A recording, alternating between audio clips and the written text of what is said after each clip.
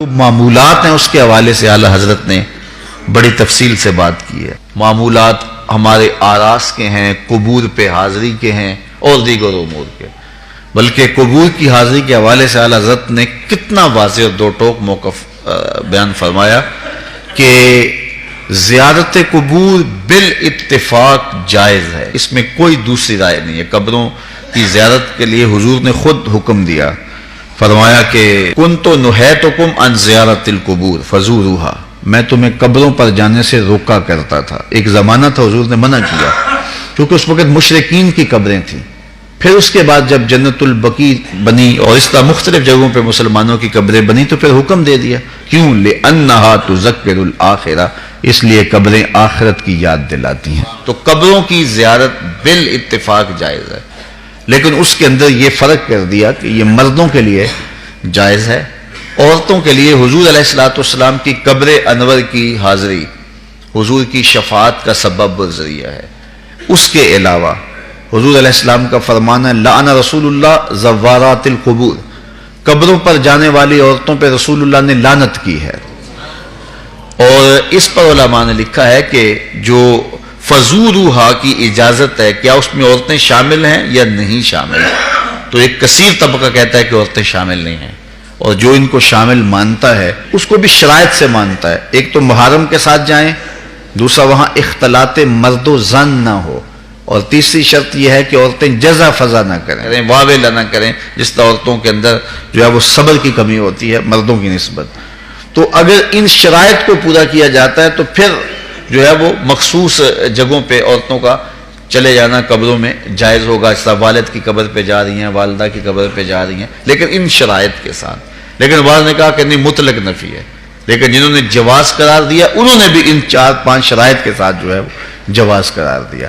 باقی جو اختلاط مرد و زن جہاں ہوتا ہے اور محرم کے بغیر خواتین جاتی ہیں، جس طرح کہ ہمارے ہاں مروج ہے، اور یہاں بسوں کی بسیں بھر کر کے مختلف درباروں پر مزارات پہ جا رہی ہیں، اعلیٰ حضرت سے پوچھا گیا جائز ہے یہ نہیں جائز، فرمانے لگے مجھ سے یہ پوچھتے ہو جائز ہے، مجھ سے یہ پوچھو ان پہ لعنتیں کتنی برستی ہیں۔ فرمایا جب وہ گھر سے نکلتی ہیں تو ان پر لعنتیں برسنا شروع ہو جاتی ہیں، اور تم اس کو مجھ سے جواز کا فتویٰ مانگ رہے ہو۔ تو اب دیکھیے کہ یہ ہمارے معاشرے میں ہے کہ نہیں ہے، اور اس کو کیوں نہیں روکتے؟ اس لیے کہ وہ کہتے ہیں اگر عورتیں نہیں آئے گی تو بابے کا گلہ کون بھرے گا، اس لیے کہ پیسے تو عورتیں ڈالتی ہیں، اس لیے وہ کہتے ہیں کہ ٹھیک ہے، اور اس کے لیے آنکھیں موند لیتے ہیں، بند کر لیتے ہیں۔ ضرورت ہے کہ عورتوں کو مزارات پہ حاضر ہونے سے منع کیا جائے، وہ گھر کے اندر رہیں، اور اگر وہ جانا چاہتی ہیں تو یہ شرائط ہیں جو ہمارے علماء نے دی، اور ان شرائط پر پورا اترنا اتنا آسان نہیں ہے۔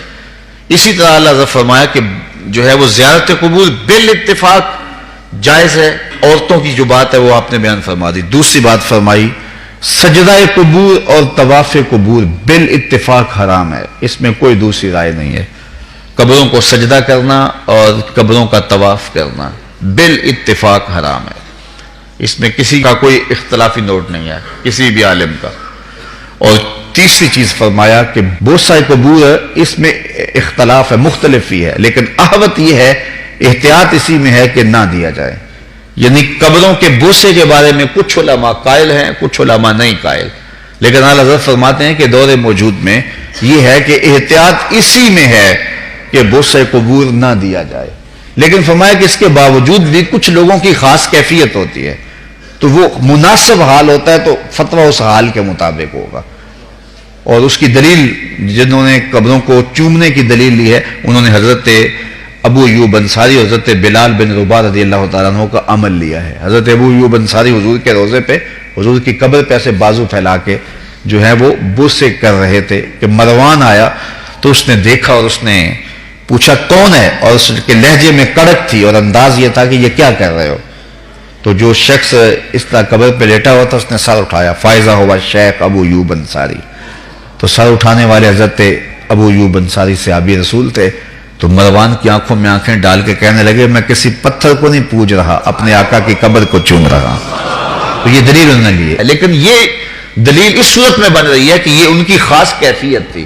تو اگر باپ کی قبر پہ، ماں کی قبر پہ بندہ جاتا ہے اور اس طرح بے خودی کی کیفیت ہو جاتی ہے تو وہاں اگر چوم لے تو حرج نہیں ہوگا، لیکن عمومی طور پہ اعلیٰ حضرت نے جو موقف دیا ہے کہ وہ مزارات پہ جائیں تو احوط یہ ہے کہ بوسہ نہ دیا جائے، چونکہ بوسہ دینے کے لیے آپ کو نیچے جھکنا پڑے گا، اور آپ بوسہ دے رہے ہوں گے تو کسی کو یہ گمان ہو سکتا ہے کہ یہ سجدہ کر رہا ہے، لہٰذا کسی کو بدگمانی سے بھی بچانا لازم اور ضروری ہے۔ اس لیے فرمایا احتیاط اسی میں ہے کہ قبروں کو بوسہ نہ دیا جائے اور احتیاط کی جائے۔ دنیا کے اوپر جتنے بھی لباس پہنے جاتے ہیں ان کو کئی کئی جیبیں لگی ہوتی ہیں، شلوار قمیض ہو یا پینٹ شرٹ ہو تو کئی کئی جیبیں لگی ہوتی ہیں، صرف ایک لباس ہے جس پر جیب کوئی نہیں، اور وہ کفن ہے۔ یہ بغیر جیب کے لباس اس لیے کہ یہاں سے کوئی ساتھ لے کر نہیں جانا، صرف عمل ساتھ لے کر کے جانے۔ لیکن حب دنیا اس طرح رچ بس گئی ہے کہ بس سویر سے لے کر شام تک بھاگم بھاگ اسی پہ لگی ہوئی ہے۔ جس نے ڈھیروں اکٹھے کر لیے چین اسے بھی نہیں آ رہا، قرار اسے بھی نہیں ملتا، اور اگر کسی سے پوچھو تو وہ کہتا ہے جی بس روٹی کے لیے لگے ہیں، پیٹ کے لیے دھندا کر رہے ہیں، پیٹ تو 2 روٹیاں صبح مانگتا ہے، 2 شام کو مانگتا ہے، چلو 2 دوپہر کو بھی دے دیں اس کو۔ یہ اتنا کچھ کیوں ہو رہا ہے؟ یہ حب الدنیا و کراہیت الموت، یہ دنیا کی محبت، اور حب الدنیا راس و کل خطیہ، ہر گناہ کی جڑ دنیا کی محبت ہے۔ آقا کریم نے فرمایا مجھے اس بات کا کوئی ڈر نہیں ہے کہ میرے بعد تم شرک میں مبتلا ہو جاؤ گے، بت نہیں پوجو گے، تم شرک میں مبتلا نہیں ہوگے، مجھے اس بات کا ڈر ہے کہ میرے بعد تم دنیا دار ہو جاؤ گے۔ دنیا میٹھا خواب ہے، اور اس دنیا کے اوپر ہم آئے ہیں چند دن کے لیے، لیکن لگتا ہے کہ یہاں سے ہم نے جانا ہی نہیں ہے۔ سامان 100 برس کا، پل کی خبر نہیں۔ تھوڑا سا وقت ہے، اس وقت کی حفاظت کیجئے، اس کو یاد الہی میں گزاریے۔ آج موقع ہے، توبہ کا دروازہ کھلا ہے، کل یہ دروازہ بند ہو جائے گا۔ اس وقت کے پچھتاوے سے کوئی فائدہ نہیں ہوگا۔ آج کا پچھتاوا کل کی بہتری کی ضمانت ہے۔ وقت پر کافی ہے قطرہ بھی آب خوش ہنگام کا، جل گیا جب کھیت برسا می تو پھر کس کام کا۔ آج موقع ہے، وہ کسی نے کہا تھا آج ساوی نے کھلے راوی نے، انج ٹوک نوکھڑے ٹکڑے نہیں، روز ایسے وقت نہیں آتے ہیں۔ آج وقت ہے، آج توبہ کا در کھلا ہے، مغرب سے سورج طلوع نہیں ہوا، یہ ڈوبتا سورج ہمیں روز کوئی خبر دیتا ہے کہ جناب تم بھی ڈوبنے والے ہو۔ یہ سڑکوں کے کناروں پہ بھی قبرستان دکھائی دیتے ہیں، اور آبادیوں کے اندر بھی یہ ہمیں بتاتے ہیں کہ تم مٹی کا رزق بننے والے ہو۔ یہ بڑھاپا، یہ جو ہے وہ ڈھلتی جوانی، حضرت یعقوب علیہ السلام نے اسرائیل سے وعدہ لیا تھا کہ میری روح قبض کرنے کے لیے اچانک نہیں آنا، پہلے کوئی قاصد بھیج دینا تاکہ میں موت کی تیاری کر لوں۔ حضرت اسرائیل نے وعدہ کر لیا کہ میں آپ کو پہلے ضرور بتاؤں گا۔ ایک عرصہ گزرا تو حضرت اسرائیل حاضر خدمت ہوئے، پوچھا کدھر آئے ہو؟ کہا قبض روح کے لیے آیا ہوں۔ کہا تم نے تو وعدہ کیا تھا کہ اچانک نہیں آؤں گا، پہلے کوئی قاصد بھیجوں گا، تم نے تو کوئی قاصد نہیں بھیجا۔ حضرت اسرائیل عرض گزار ہوئے حضور آپ کے سامنے کتنے لوگوں کی موت واقع ہوئی، یہ میرا قاصد نہیں تھا تو اور کیا تھا۔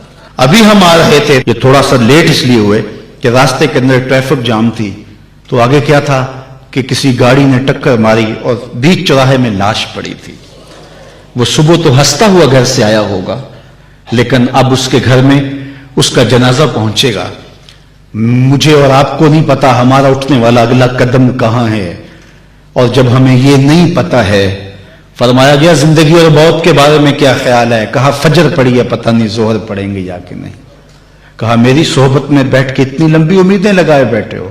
کہا ظہر پڑی ہے جناب، عصر پڑیں گے یا کہ نہیں۔ ایک بولا عصر پڑی ہے، پتہ نہیں مغرب پڑیں گے یا کہ نہیں۔ ایک نے کہا ایک رکعت پڑی ہے، پتہ نہیں دوسری رکعت بھی پڑھنی نصیب ہوتی ہے یا نہیں۔ فرمایا یہ سب تمہاری باتیں ہیں، میں تو کہتا ہوں ایک طرف سلام پھیرا ہے، پتہ نہیں دوسری طرف سلام بھی پھیر سکیں گے یا کہ نہیں۔ کیا موت اتنی قریب نہیں ہے؟ میں اور آپ اپنی آخرت کے لیے کیوں نہیں سوچتے؟ اپنی زندگی کو کیوں نہیں بدلتے؟ توبہ کا در کھلا ہے، کل نہیں ہوگا۔ تو آئیے آج کے ان حسین لمحوں کو، آج کی ان گھڑیوں کو، آج کی جوانی کو، حتیٰ کہ آج کے بڑھاپے کو حسن دے لیں، اور آج کا پچھتاوا کل کی بہتری کی ضمانت ہوگی۔ کل کا پچھتاوا سوائے دکھ بڑھانے کے اور کچھ نہیں ہوگا۔